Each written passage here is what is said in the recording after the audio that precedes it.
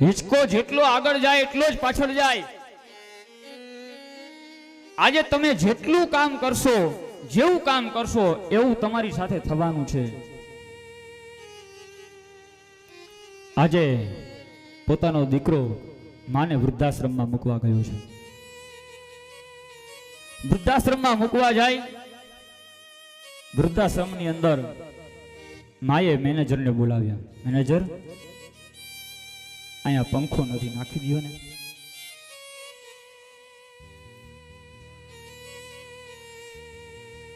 દીકરો કહે, તને તો પંખાની ટેવ નથી, શું કામ પંખો નખાવે છે? બેટા,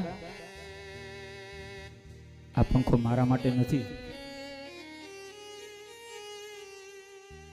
મને ખબર છે બેટા, તું નાનો હતો